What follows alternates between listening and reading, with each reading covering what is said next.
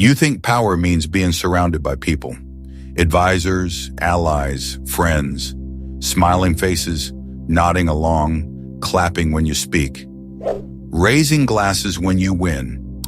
But tell me this, if power is in the crowd, why does it still burn when they leave? Why does it tear at your chest when the same hands that once lifted you now quietly reach for your place?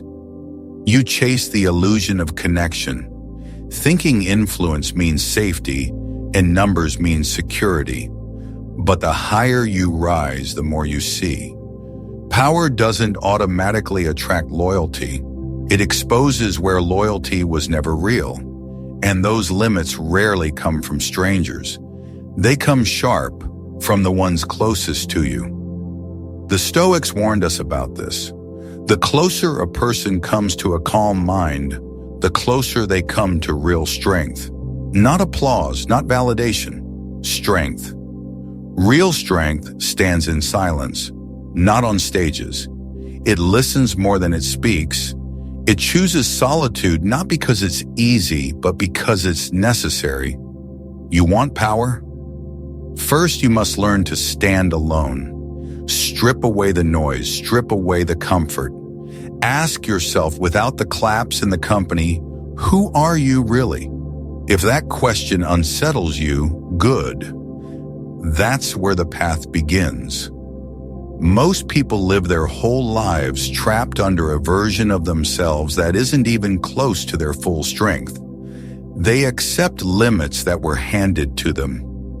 Limits they never questioned, limits they never tested, limits that quietly decide who they think they are allowed to become.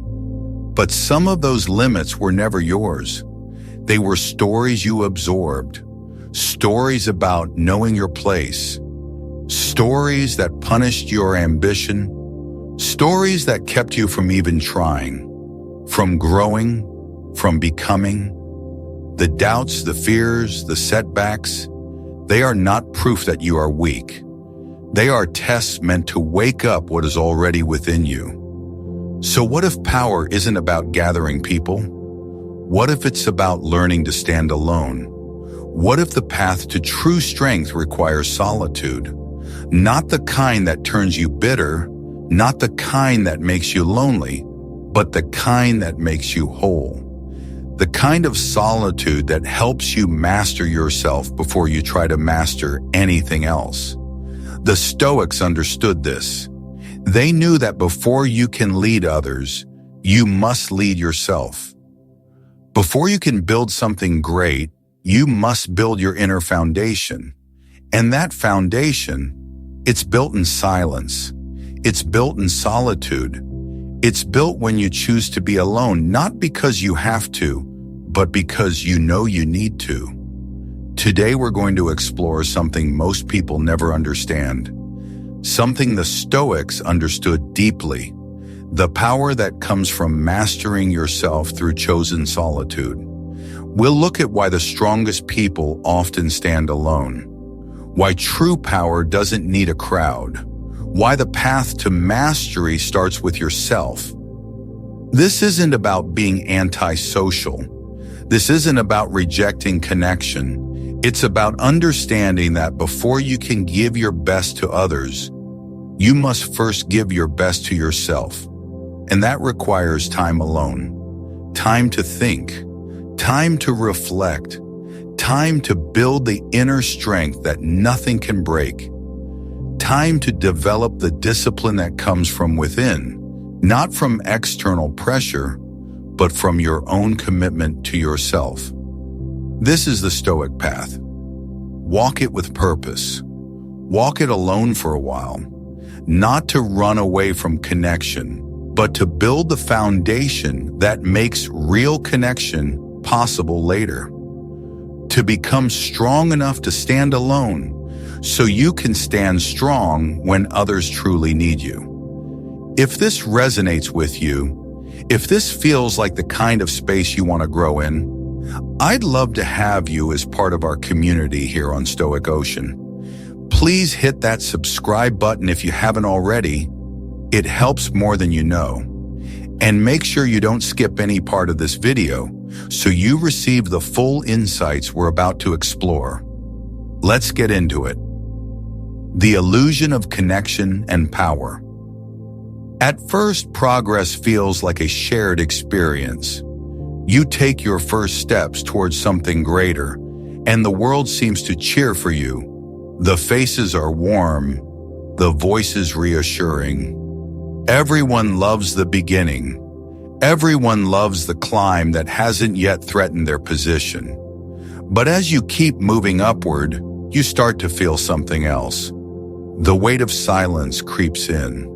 Not because you've become cruel or distant, but because you've started choosing.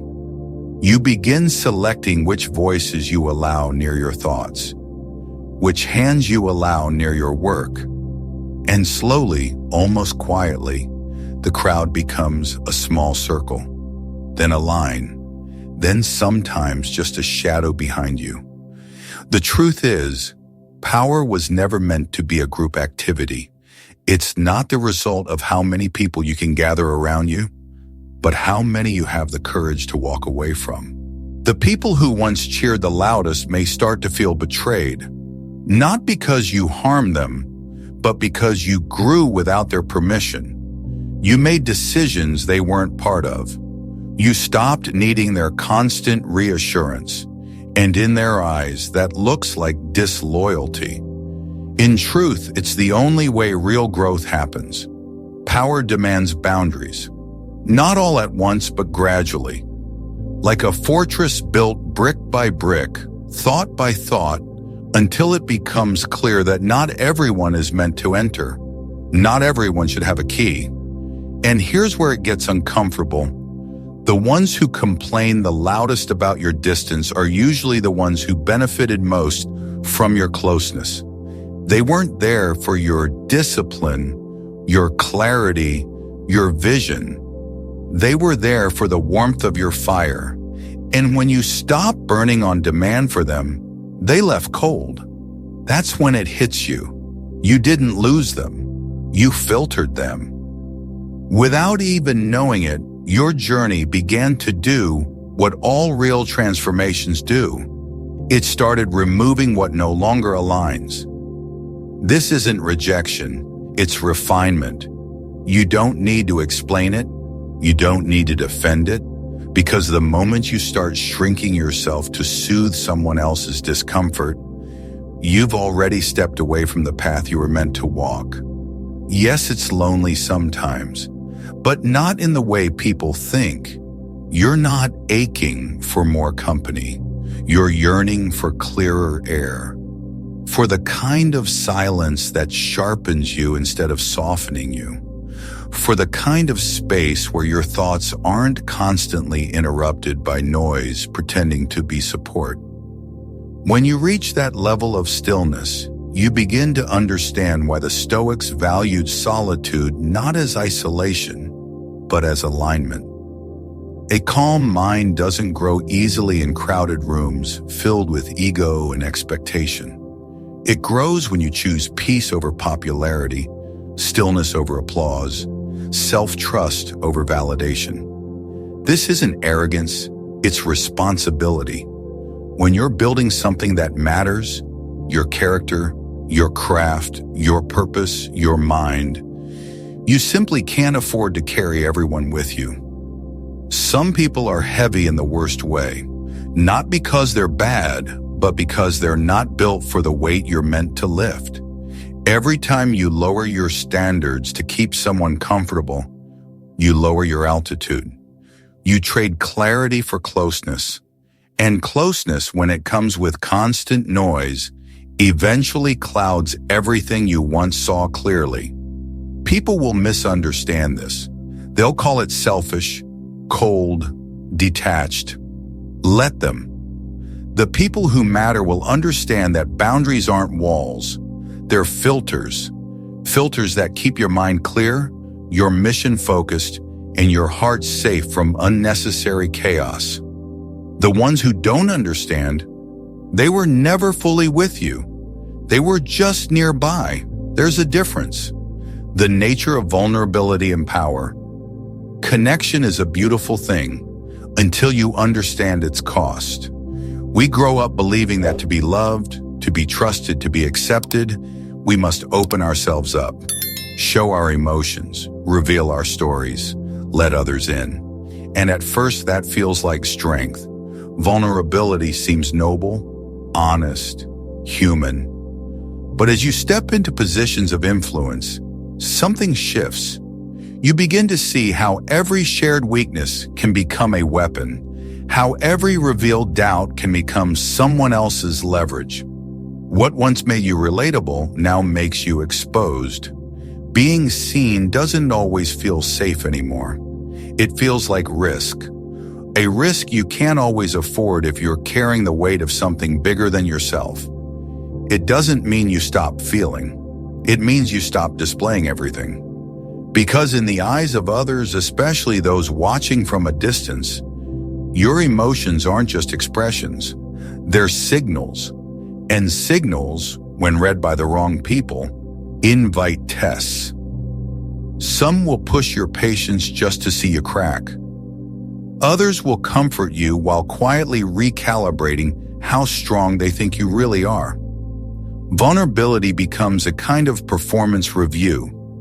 And even when people say, "I want honesty," what they often mean is, "Give me your struggle, but only if it inspires me, not if it makes me uncomfortable." That's not acceptance. That's conditional tolerance. And you cannot build a stable life on someone else's conditional tolerance. So you begin to detach, not out of pride, and not because you think you're above anyone, but out of necessity. Because there are things you carry now that few people would understand. Decisions that would crush others if they felt the full weight. Fears you can't name out loud because to name them would shake the confidence of everyone watching. The further you move into your purpose, the more your silence becomes your shield. Not because you're hiding, but because over-explaining has become a liability. Real power thrives in controlled expression, not constant exposure. This doesn't mean emotion has no place. Quite the opposite. Emotion, when mastered, becomes vision. It becomes conviction. But when unleashed without restraint, it creates chaos. Imagine a storm with no structure, just wind and noise and destruction. That's what uncontained emotion looks like in power. It doesn't comfort, it confuses. And confusion is the first crack in your foundation. The Stoics understood this. They knew that in positions of leadership and influence, you must master your emotions, not suppress them, but channel them. Use them wisely. When emotions control you, you lose your power. When you control your emotions, you gain strength. This is the discipline of emotional mastery. It's not about becoming cold or distant. It's about becoming clear. Clear about what matters. Clear about what doesn't. Clear about when to show your emotions and when to keep them private and processed in solitude. That clarity is what separates those who lead themselves from those who are led by every passing mood. The inner fortress. When we hear the word fortress, we picture stone walls, iron gates, high towers, and a moat keeping the world away. But that's just architecture. The real fortress isn't made of stone or steel. It's made of intention, of boundaries no one can see, but everyone can feel. It's not a place you retreat to. It's something you carry with you. A state of mind that can't be breached by gossip, by judgment, or by the shifting winds of other people's opinions. The strongest fortress doesn't isolate you from life. It roots you so deeply in yourself that nothing outside you has the power to knock you off balance. It's not about shutting people out. It's about not letting in what doesn't align with your values, your peace, your focus. The fortress isn't there to keep the world away. It's there to keep you whole. In a world that pulls you in 100 directions, where expectations, comparisons, and distractions constantly fight with your attention, building this inner fortress is not a luxury, it's survival. If you don't stand guard over your mind, someone else will try to occupy it. They won't do it with open attacks. They'll do it with flattery, with guilt, with manipulation dressed as concern. That's how breaches happen. Not with an obvious assault, but with a subtle invitation. And once the wrong influence has stepped into your inner world, it doesn't take long before confusion follows. You start questioning your instincts. You hesitate where you used to move with confidence. You seek permission where you once stood firm. A weak foundation doesn't crumble all at once. It erodes slowly, quietly, until one day you realize you're no longer living from your values, but reacting to someone else's noise. The fortress mindset changes that. You stop explaining yourself to people who are committed to misunderstanding you. You stop defending your peace to those who benefit from your chaos. Most importantly, you stop allowing your mood to be dictated by external validation or criticism. You become sovereign, grounded, still. From the outside, it looks like silence. On the inside, it is a steady fire that says, I know who I am, and I don't need you to agree with it. That isn't coldness, it's clarity. And clarity, once cultivated, becomes a shield, a soft, immovable boundary that doesn't need to push or pull. It simply is. Building this inner fortress takes time.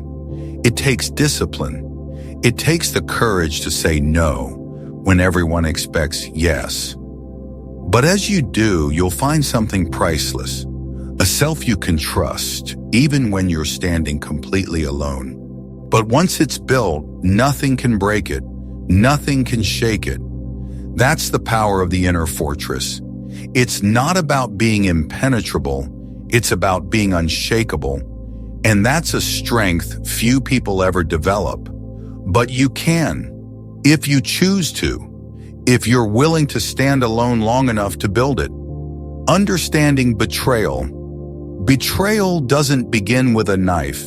It begins with trust, with comfort, with the soft moments where your guard is down and you believe just for a second that someone sees you and would never harm you. That illusion is the real danger, because betrayal doesn't come from strangers. It doesn't shout from a distance. It whispers from the seat beside you. From the friend you called family. From the colleague you mentored. From the one who knew the way in. Not by force, but by invitation. The ones closest to you often have the most to gain. Not because they're always evil, but because they have the most access, the most information, the most opportunity to use what they know against you. And when they do, it cuts deeper than any enemy's attack, because you never saw it coming. You never expected it from them. But here's what the Stoics teach us. Betrayal isn't personal, it's informational. It reveals who deserves your trust and who doesn't. Who can handle your vulnerability and who can't. Who will stand with you when it matters, and who will walk away when it's convenient. Use betrayal as a lesson, not as a reason to become cynical, but as a reason to become discerning. Cynicism closes you off. It makes you bitter. Discernment opens you up. It makes you wise. It helps you choose who deserves access based on evidence, not fear. When someone betrays you, don't let it break you. Let it teach you. Let it show you who they really are. Let it help you make better choices about who you let in. And remember this, not everyone who leaves is betraying you.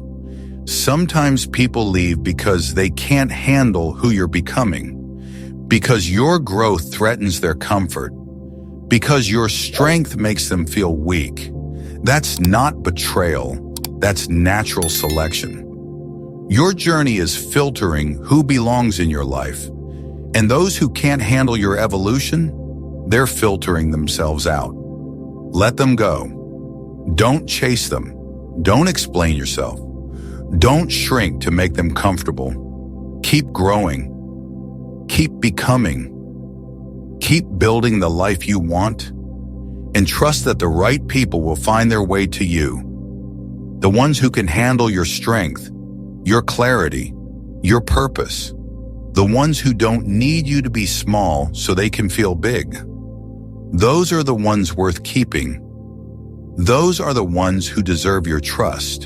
And when you find them, you'll know. Because they won't need you to explain yourself. They'll understand who you are and why you do what you do. They'll support your growth instead of resenting it. They'll celebrate your strength instead of feeling threatened by it. Those are the people worth building with, worth trusting, worth keeping close. And everyone else? Let them go. Your peace is worth more than their presence. Your growth is worth more than their approval. Your purpose is worth more than their understanding. That's what betrayal teaches you. Not to close yourself off, but to open yourself up to the right people and close yourself off to the wrong ones. That's discernment. That's wisdom. That's strength. The currency of trust. Trust is valuable currency, not given freely, not earned easily. But once earned, it becomes the foundation of everything meaningful. The Stoics understood this. They knew that trust isn't something you hand out like business cards. It's something you protect like your most valuable asset. Because once broken, it's hard to repair. Sometimes it's impossible. Think about it. When someone breaks your trust, does it matter how many times they've been trustworthy before? Not really, because trust isn't cumulative. It's conditional. You either have it or you don't. And when it's gone, everything changes. The way you see them, the way you interact, the way you let them in. That's why trust must be earned, not assumed, not demanded, earned. Through consistent action, through reliability, through integrity. Not everyone deserves your trust. And that's okay. Trust wisely, not widely. Protect your trust like you protect your peace, like you protect your energy, like you protect what matters most. Because when you give trust to the wrong person, you're not just giving them access, you're giving them power. Power to influence you, power to affect you, power to hurt you. And that power should be reserved for those who've proven they can handle it, those who've shown they deserve it, those who've demonstrated through their actions that they're worthy of it. The people who earn your trust, they keep it, they protect it, they honor it, they understand its value, and they don't take it for granted. The people who break your trust, they lose access, not as punishment, but as protection. Because trust, once broken, is hard to rebuild, and sometimes it's not worth rebuilding. Sometimes it's better to move on, to find people who understand the value of trust, who respect it, who protect it, who earn it and keep it. That's how you build a life of meaning, not by trusting everyone, but by trusting the right people, the ones who've proven they're worthy of it, the ones who understand its value. That's the currency of trust. Use it wisely, protect it fiercely, and give it only to those who've earned it. Because trust, when given to the right people, becomes the foundation of everything great. But when given to the wrong people, it becomes a weapon they can use against you. Choose wisely, protect fiercely, and trust only those who've proven they're worthy of it. That's how you build a life of strength, a life of meaning, a life of purpose, the power of distance and clarity. Strategic distance creates mental clarity. It's that simple. When you step back from the noise, from the expectations, from the constant input of other people's opinions, something happens. Your vision sharpens, your thoughts clear, your decisions become more focused, more intentional, more aligned with who you are and what you want. Distance doesn't mean disconnection. It means perspective. The ability to see things as they really are, not as others want you to see them, not as your emotions distort them, but as they actually are. Clear, unfiltered, real. Think about it. When you're too close to something, you can't see it clearly. You get caught up in the details, in the emotions, in the immediate reactions. But when you step back, when you create distance, you see the bigger picture. You see what matters. You see what doesn't. You see the patterns, the connections, the truth. That's what distance gives you, clarity. And clarity gives you the power to make better decisions. The Stoics understood this. They knew that sometimes the best way forward is to step back, to create space, to give yourself room to think, room to see clearly. This isn't about running away. It's about gaining perspective. When you're in the middle of chaos, everything feels urgent. But when you step back, when you create distance, you realize most of it doesn't matter. Most of it is noise. And the things that do matter, they become clear. They stand out. That's the power of strategic distance. It helps you focus on what matters and let go of what doesn't. It helps you make decisions from a place of clarity, not from a place of reaction, but from a place of understanding, of wisdom.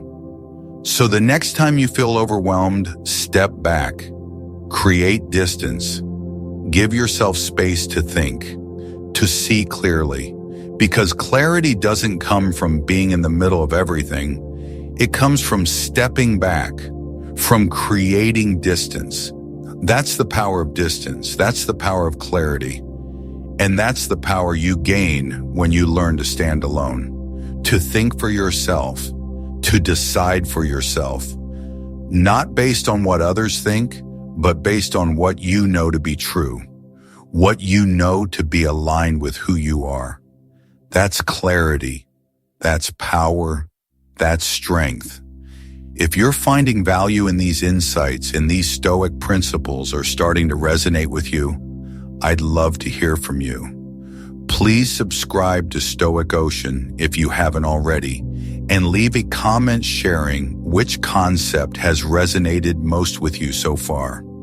Your engagement helps create a community of learning and growth. Private leadership in the mask. Leadership work happens in solitude, not in boardrooms, not in meetings, not in public displays of authority, but in the quiet moments when no one is watching, when no one is applauding, when no one is validating your decisions. That's where real leadership is built. In the private struggle, in the internal battle, in the moments when you have to believe in yourself when no one else does. The mask isn't fake. It's protection. It's the emotional discipline that allows you to lead without breaking, without showing every crack, without revealing every doubt. Because when you're leading, people are watching, and what they see affects how they feel, how they perform, how they follow. So you learn to wear the mask, not to deceive, but to protect your team from your uncertainty, to protect your mission from your doubts. This isn't about being dishonest. It's about being responsible, about understanding that leadership isn't about you. It's about the people you're leading, the mission you're serving, the purpose you're pursuing. And sometimes that means keeping your struggles private, your doubts internal, your fears contained, not because you're weak, but because you're strong enough to carry them alone, strong enough to process them in solitude. That's private leadership, the kind that builds in silence, the kind that grows in solitude, the kind that becomes unshakable because it's been tested in private before it's displayed in public.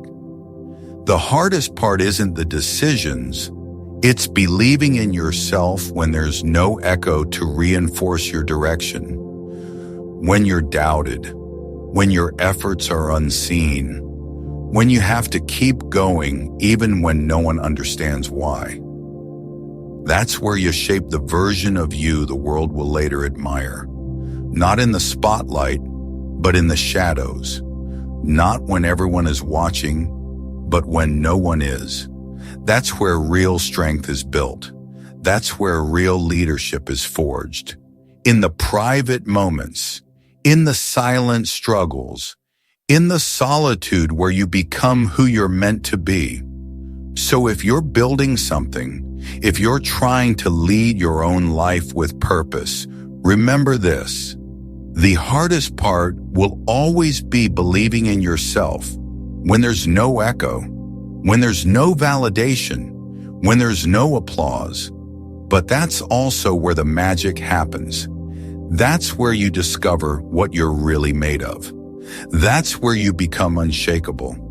Because when you can believe in yourself without anyone else's approval, you've built something nothing can break. That's private leadership. That's inner strength. That's mastery. The Sanctuary of Solitude. Solitude is sanctuary, not isolation, not loneliness, not punishment, but sanctuary, a safe space where you can be yourself, where you can think clearly, where you can grow authentically. Most people fear solitude. They think it means being alone, being lonely, being left out. But that's not what solitude is. Solitude is choice. The choice to be alone, not because you have to, but because you need to. Because you understand that some things can only happen when you're alone. Some growth can only occur in silence. Some clarity can only come in solitude. The Stoics understood this. They knew that solitude isn't about running away from the world. It's about running toward yourself, about finding who you are when no one is watching, when no one is judging, when no one is expecting anything from you.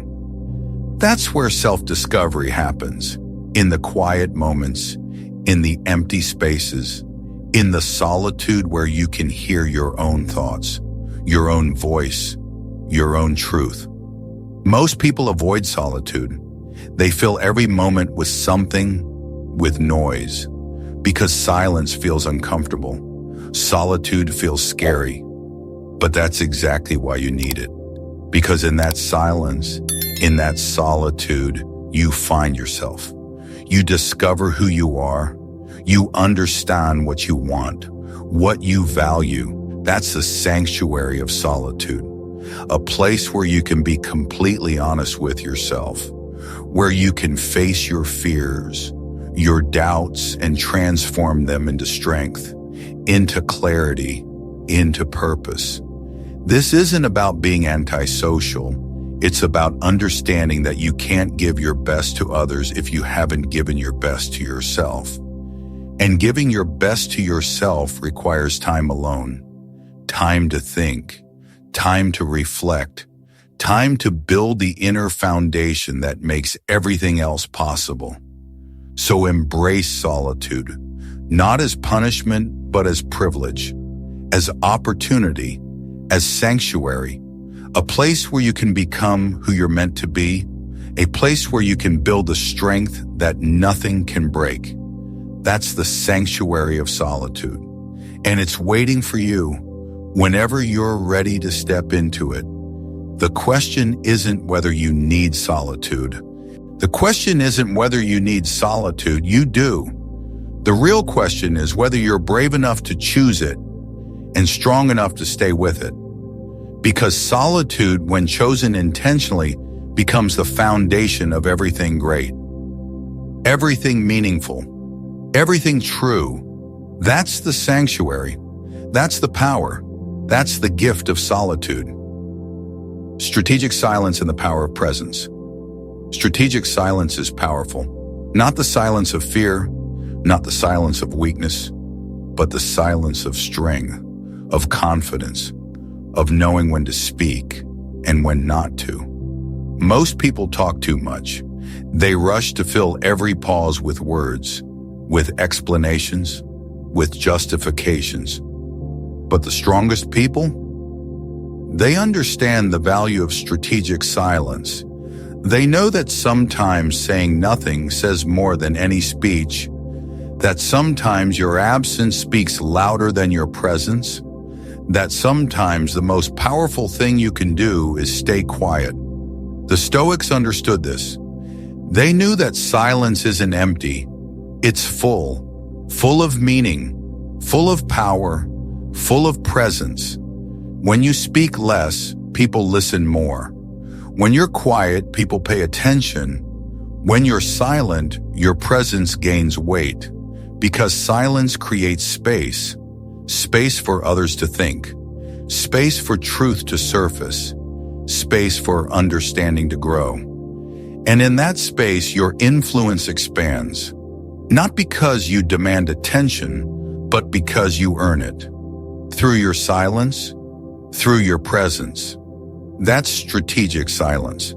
It's not being quiet because you have nothing to say, but because you respect the power of words. The most powerful people are often the quietest, not out of shyness, but out of discipline. They know that words are energy, and energy should be used wisely, not scattered, but aimed. Strategic silence amplifies your presence. It sharpens your influence. It makes your words more powerful because you use them less often. So when you finally do speak, people listen because they know you don't speak just to fill the air. You speak because you have something worth hearing. Learn to use silence as a tool, not to punish, not to manipulate, but to deepen your presence. Because sometimes the most powerful move is to say nothing and let your presence speak for itself. That's strategic silence. That's the power of presence. And it's a strength few people ever develop. But you can, if you choose to embrace silence and use it with intention. The summit of self-reliance.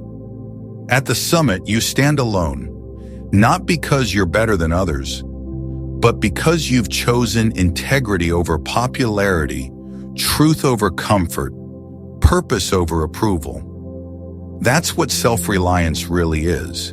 Not cutting yourself off from people, but cutting yourself off from their control, from their opinions, from their expectations, from their permission. The Stoics understood this. They knew that real strength comes from within, not from status, not from applause, not from external validation, but from your values, your principles, your ability to stand firm in your truth, even when it's hard, even when it feels lonely, even when everyone else is moving in the opposite direction. That's self-reliance, the ability to trust yourself, to back yourself, to stand with yourself. Not out of arrogance, but out of clarity. Clarity about who you are, what you stand for, what you refuse to betray. When you have that clarity, you no longer need constant approval. You don't need people to understand you.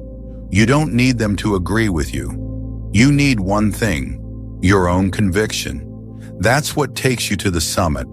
Not luck, not talent, not connections, but the decision to keep going when no one believes in you, to hold your ground when everyone doubts you, to trust your direction when no one else can see it. Self-reliance is not easy. It demands difficult choices, choices others won't understand, Choices that might cost you comfort, approval, even relationships. But those choices, they buy you something far greater. They buy you the summit, the place where you can stand alone and know deep down that you're exactly where you're meant to be, doing what you're meant to do, becoming who you're meant to become. That's the summit. That's self-reliance, and it's worth every lonely step. Because at the summit, you're free. Free from other people's expectations, from their judgments, from their need to shape your life. Free to be yourself. Free to follow your purpose. Free to build the life you actually want. Self-reliance is waiting for you. The moment you choose integrity over popularity, truth over comfort, purpose over approval, that's when everything changes. Inner peace as the foundation.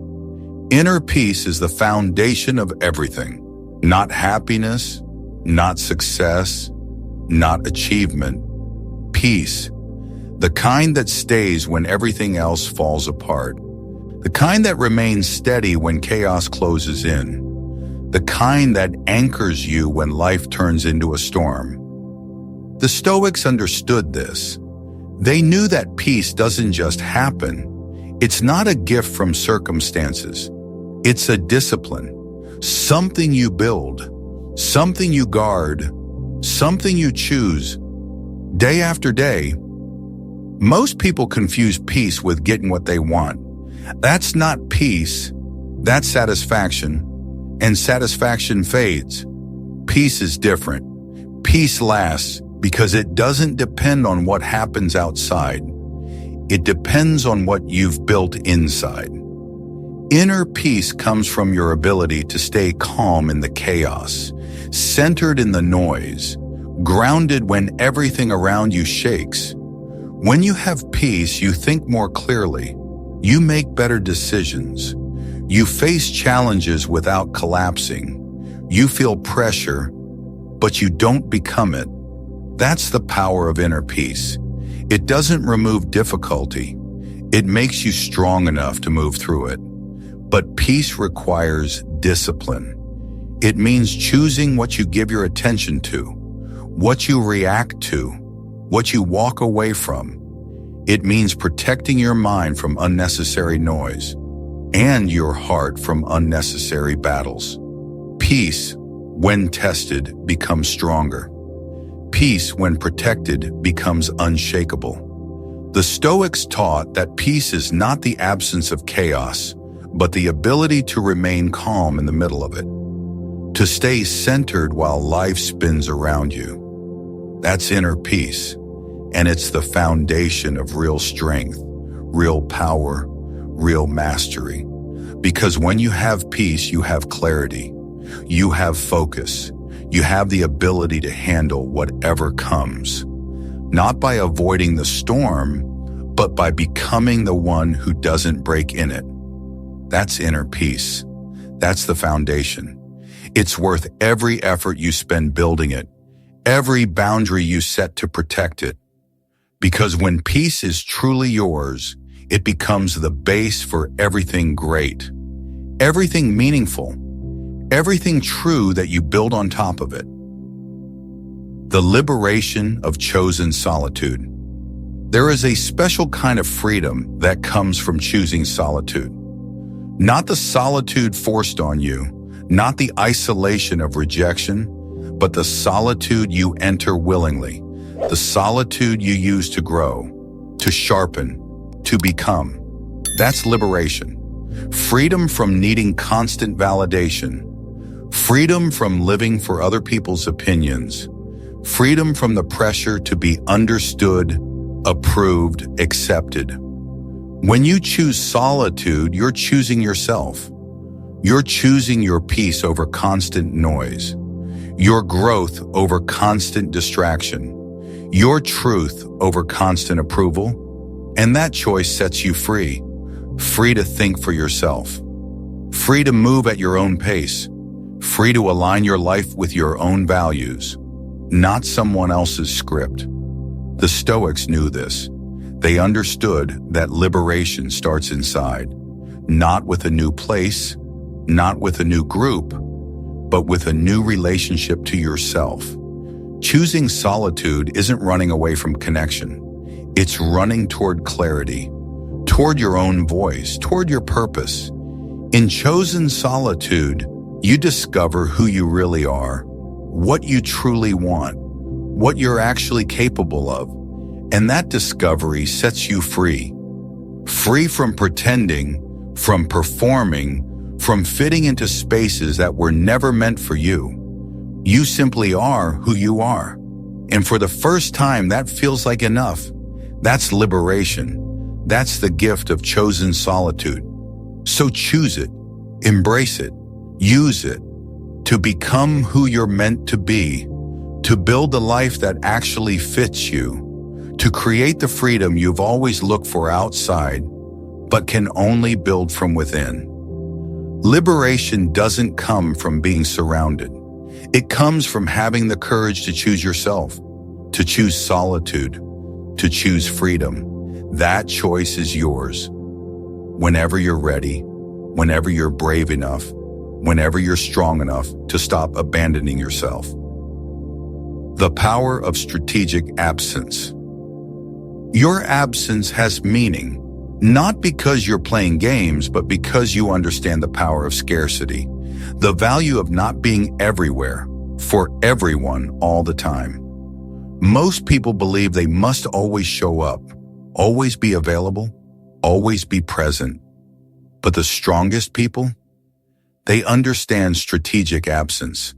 They know that sometimes not showing up is more powerful than showing up, because it creates space. It creates contrast. It creates value. When you're constantly available, people start to take you for granted. When you're always present, your presence becomes background noise. But when you're selective, when you choose your moments, your presence becomes significant, intentional, memorable. That's strategic absence. It's not about disappearing. It's about being intentionally available, showing up where you add real value and stepping back where you don't. The Stoics would say it's not about being everywhere. It's about being in the right places at the right times for the right reasons. Sometimes the right place is nowhere. Sometimes the right time is not now.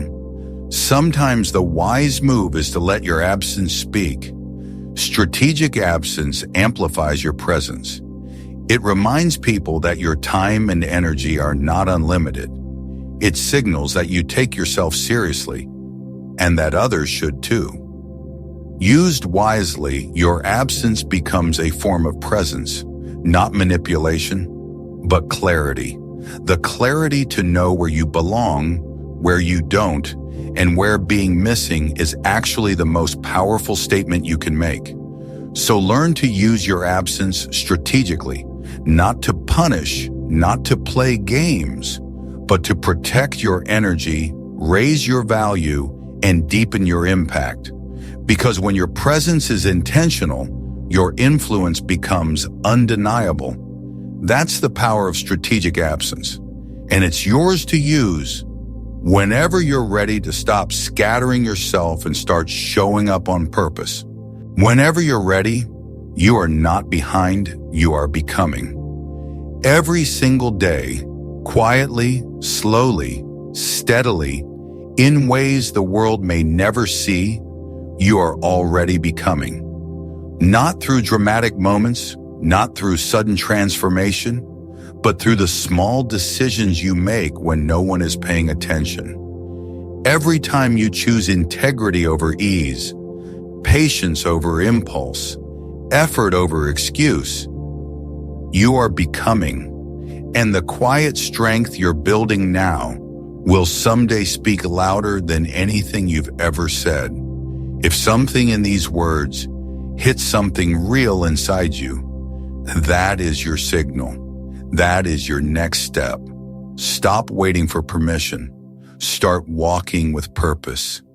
Begin acting like the person you've always had the capacity to become. Because once you step into that version of yourself, there's no returning to the old one. You are not broken. You are becoming. Throughout this video, we've explored the principles that allow you to master yourself through chosen solitude. The kind of solitude that strengthens rather than isolates. We've explored the illusion of connection and power, the nature of vulnerability, the inner fortress, understanding betrayal, the currency of trust, the power of distance and clarity, private leadership in the mask, the sanctuary of solitude, strategic silence and the power of presence, the summit of self-reliance, inner peace as the foundation, the liberation of chosen solitude, the power of strategic absence. These aren't just ideas, they're tools, practical tools you can start using today. And the transformation they bring isn't about rejecting connection or pushing the world away. It's about recognizing that before you can give anything meaningful to others, you must first learn to give your best to yourself. That requires solitude, time to think, time to breathe, time to strengthen the foundation that everything else in your life will stand on. This journey requires practice, attention, patience with yourself. But if you apply these principles consistently, you will feel the shift. You'll think more clearly. You'll experience more peace. You'll grow more resilient. Thank you for spending your time with us today on Stoic Ocean. Your path toward wisdom and inner peace is something we're honored to walk beside. If this video offered you value, please subscribe and hit the notification bell so you never miss our newest content on Stoic philosophy and practical wisdom. And in the comments below, we'd love to hear from you. Which concept spoke to you the most? How do you plan to apply it in your life? Your reflections help create a community of learning and growth. Until next time, stay stoic, stay strong, and remember, master yourself through chosen solitude. How you see yourself matters. The choices you make matter. The person you're becoming matters. So make them count. Because the power to master yourself comes from within. Not from noise, not from crowds, not from constant connection, but from the strength you build in solitude, the clarity you find in silence, and the peace you create inside yourself. So choose solitude, choose yourself, choose mastery. That is where true power begins. That is where everything becomes possible. That is where you finally become who you were meant to be. Choose wisely,